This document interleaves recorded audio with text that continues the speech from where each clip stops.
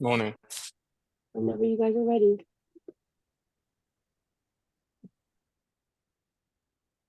Whenever we're ready. Oh, Vice Chair, Mr. Custer. Oh, I'm so sorry. Yes. Esmeralda, I don't have a copy of the script. Is that something that you can read? Yeah, I have it here. As a preliminary matter, this is the sign advisory council. This is Esmeralda Martinez, staff. Permit me to confirm that all members and persons anticipated on the agenda are present and can hear me. Members, when I call your name, please respond in an affirmative. Paul Wolf. Here. Kevin Custer. Aye. Mark Pitone. Here. And I, Esmeralda Martinez, as staff. Anticipated speakers on the agenda, please respond in the affirmative. Okay. When we call, please reply back. Good morning. This is the open meeting of the Sign Advisory Council, and it's being conducted remotely pursuant to Chapter 20 of the Acts of 2021. Ensuring public access does not ensure public participation unless such participation is required by law. This meeting will or will not feature public comment as previously noted. For this meeting, the Sign Advisory Council is convening by video conference via Zoom, as posted on the town's website for the public may join. The Vice Chair will introduce each speaker on the agenda. After they conclude their remarks, the Chair will go down the list of members invited each by name, providing any comments, questions, or motion. Please hold on to your name is called further.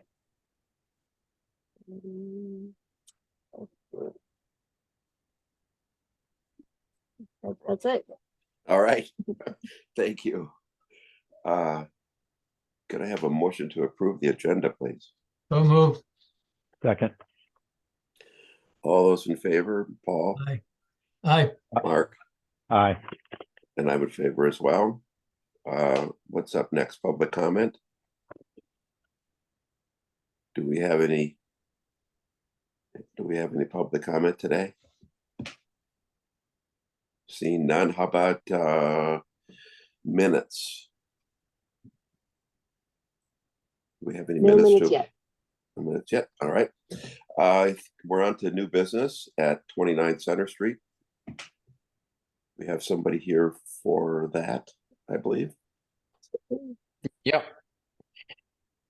You want to tell us a little bit about what's going on there? Of course, yeah. I'll introduce both us. I'm Hugh Collins. I'm the owner of Wheat Holdings LLC, and with me on the call is Cassidy Horn. She is our head of growth development. Cassidy, would you like to kind of introduce the what's going on? Give them a little background. Sure. We are at the faraway Nantucket hotel property, and we've just taken over a little space that used to be solid and striped. I don't know if you remember, but they used to have a sign as well where H used to be. And so we're proposing that we put up, one 15 by 24 inch sign there, and then a small window decal next to the front door that would be just black lettering and a clear black background. Okay. Comments from the board. Mark. What's the size of this sign that was previously there? I'm not entirely sure, but I can see if I have that information. I think I have that information. I think it was the same size. I believe we kept the same footprint of their size sign because I think the bracket actually remains there, and we figured it would obviously be more cost effective and make this process easier if we kept it the same size. So we can we can double back on that if you would like us to, but I believe we kept it either the same size or smaller then. I figured we would probably run into some sort of issue if we exceeded it. And can you review the colors and materials proposed? Sure. The lettering for both signs is black, and for the decal, it would be a clear background, see-through, and it would just be an applied material to the window. And then the sign itself is wood and it's painted. And the background of that is just a white. Is wheat the same as what is on Water Street? Same shop? That's correct. Yes. That's correct. Okay.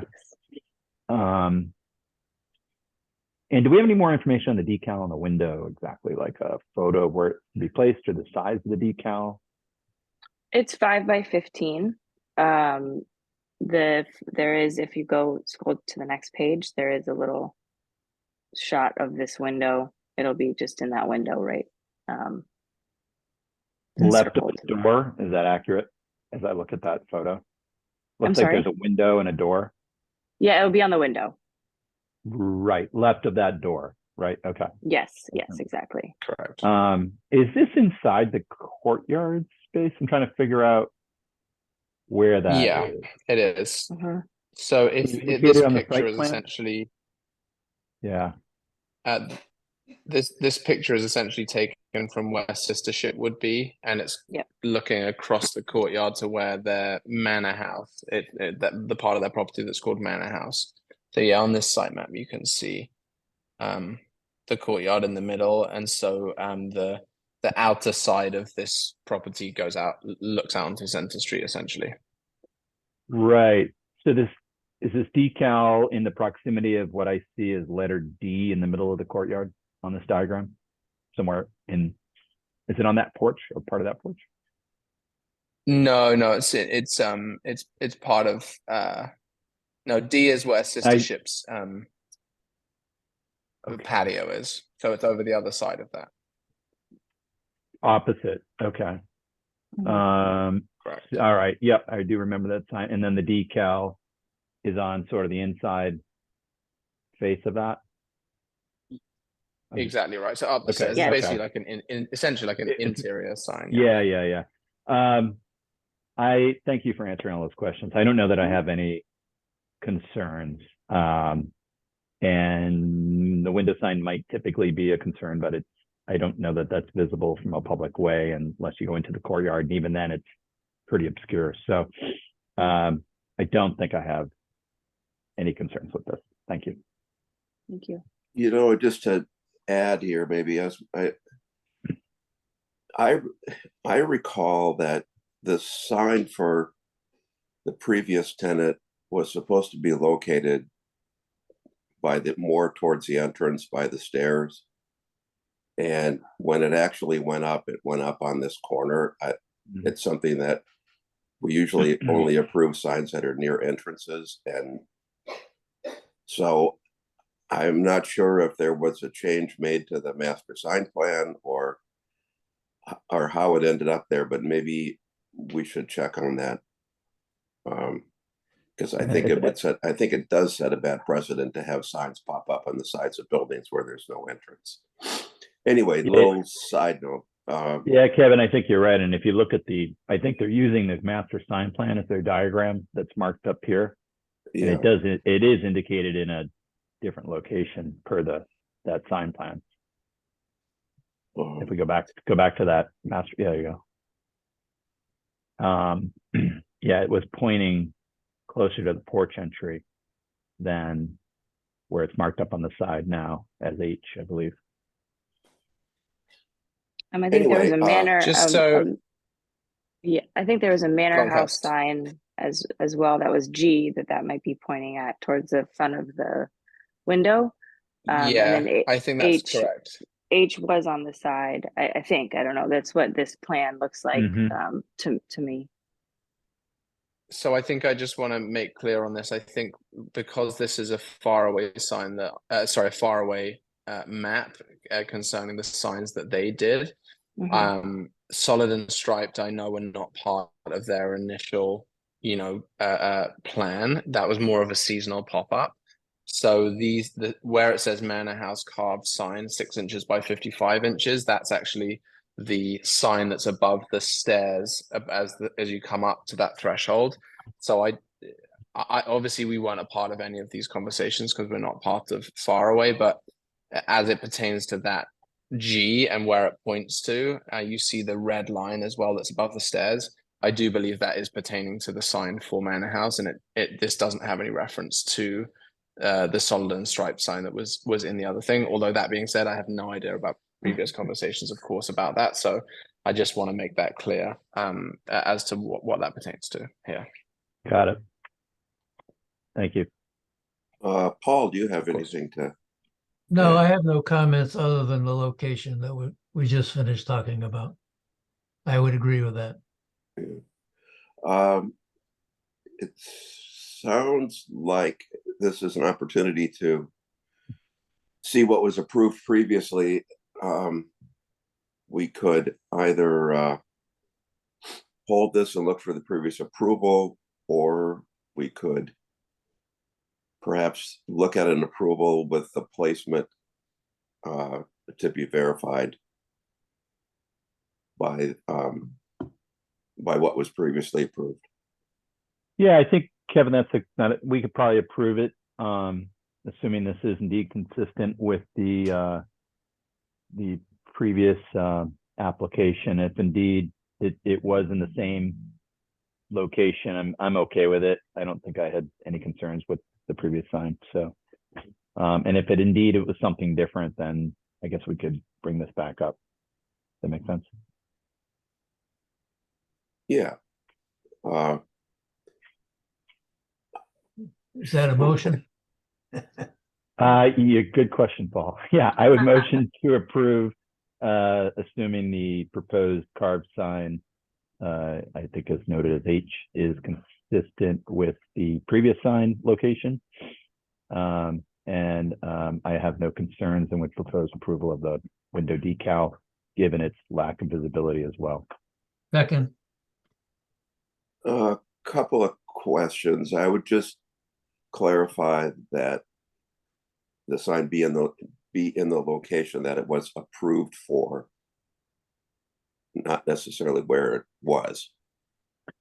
All right, I'll modify my And my second, I'm okay with that for the projecting sign. However, if the projecting sign is moved by the entrance, I question whether or not we need a decal.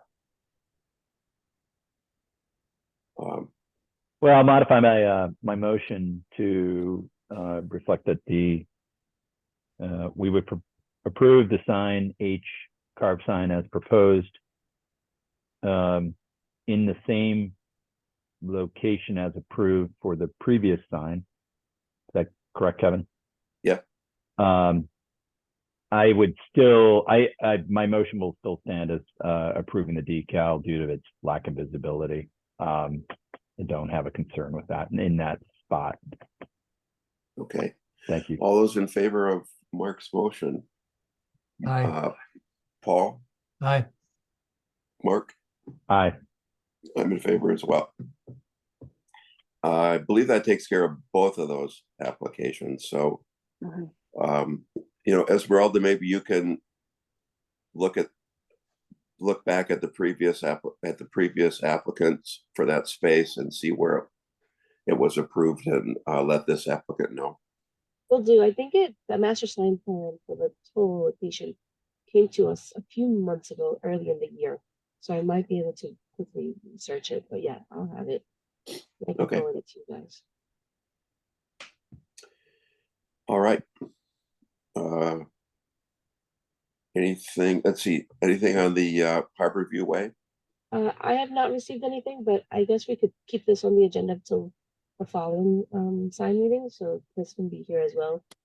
Okay, So yeah, definitely- I have not been down there, I believe. Can I comment, Sure, Kevin? sure. Chris and I went down there last week and spent some time with the staff there. And given that it's well, a couple of things have changed. They put up a big tent, not big, a tent over the eating area outside, which changes this whole spectrum of the facility. And it has a garden around the front of it with plants in it. we kind of came to the conclusion that this is a very unique location, not terribly visible from anywhere. And that it would be appropriate to put up a fence in the garden by the edge of the tent and put up a fence sign. Pardon me, but we didn't even think that a fence would be necessary. And that maybe they could have a sign in the garden, even though it would be freestanding and not in compliance, but because of the unique location. That's what was previously their wall sign. Secondly, they've got the large menu signs on the inside of the door, which is open, and on the side of the building to the right of the door. And we talked about those being a little bit in your face, and we talked about the possibility of smaller menu boxes. The conclusion was that we had previously approved what they have now on a temporary basis. They're going to be closing in 2 or 3 weeks. And that for the next season, we would consider some of the things we just talked about. So, Esmeralda, if they haven't applied, probably the next step is to have them apply with something along the lines we just described for consideration for next year.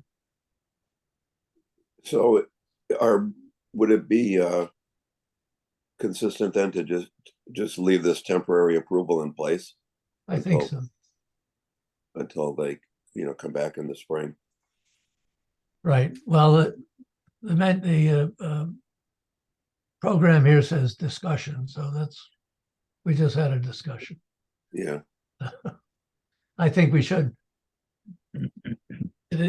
Well, we've told them they could leave it the way it is for the next Okay. All right. number of weeks. All right. Mark, you have anything to add, or just let this one? No, I don't disagree. I think with what Chris and Paul, excuse me, concluded. If I understand correctly, this sign would just sit in the garden outside that tent area, Paul. Yes. Yeah, and then I walk by this almost every day, and I totally agree. I mean, gosh, you can barely see the facility from the road in season. It's a challenging location, and that maybe a simple sign located on that. I think there is split rail there at that corner. That next year maybe there's some sort of fence sign, and to indicate, and with maybe even a little arrow under it that indicates the path back down to the facility, might be super useful to them, and we can review that for next season. And then definitely do away with the sandwich board that pops up occasionally along the properties there. Yeah, we talked about the sandwich boards. They're done with them. Good. It cost them some business, but yeah. Can I bring something else up along speaking of sandwich boards? Sure. Folks, so I just want to thank you for your time. We're gonna leave the call. We didn't want to leave without saying thank you for your time this morning. But thanks we for hope coming. you enjoy your day, and thanks for listening to us out. Appreciate it. Bye bye. You probably have all seen the Millie's trailer at the Rotary. I don't know if do we have any opinion on I think I drove by last night. There's 3 plastic sandwich boards up in front of that trailer with various, signage, obviously. And that, I don't know, it's probably going to be up and around. I'm going to guess maybe another month, and then it'll probably disappear. And I think the master plan on that is that Millie's will have some sort of presence in that restaurant, and the trailer might go away, and then it's actually being a restaurant facility again. I think again, I haven't had conversations with the owners, but the same owner owns a restaurant below me in my office. So I think they're just sort of staging their expansion, so they don't bite off too much in one season. But anyway, I don't know. maybe it's a moot point if we think they're going to go away in another month or so, but I didn't know if we have an opinion on them, on those sandwich boards out there. A comment, Kevin, Yeah. I think you brought up something about food trucks a week or two ago. That's something that we ought to talk about, and I would put that Millie's truck in that category. I don't know if you have any ideas on that or not. Yeah, I'm not sure if we need to add anything to the guidelines or if this simply just doesn't fall under what we presently have. Like it would seem to me that these sandwich boards should be treated or that the truck itself should be treated no different than if it was a freestanding location. And it's allowed 2 signs, and one's a menu board and one's, maybe they have 2 menu boards and there's graphics on the truck or something. But I think when it gets to be multiple sandwich boards out of plastic, it kind of takes away from the spirit of what we're trying to project. Yeah, it's an interesting discussion, Kevin, because I cite that example, but of course another example is the food truck that shows up in Wisconsin, I think Tuesdays and Wednesdays or something like that, and they too have sandwich boards out. Really no different. Again, it's menu and prices or something like that. And I think again there's something maybe on the food truck itself. And maybe for next season, again, I think we're looking at a matter of weeks on each of these in terms of them being around. But we may want to try. Maybe we get some language in place or something that addresses it and what we feel is a comfortable setup for something like that. It's interesting. It's kind of something that's sort of evolved and developed. It seems like in the last couple of years, as we've seen more of these food trucks pop up. Of course, there's multiple food venues on the interior of Cisco Brewery, but yeah. I think I would call that on the interior of the campus. So I don't really have any concerns with that. And if you're doing a drive-by, you don't see it. You don't even know they're there.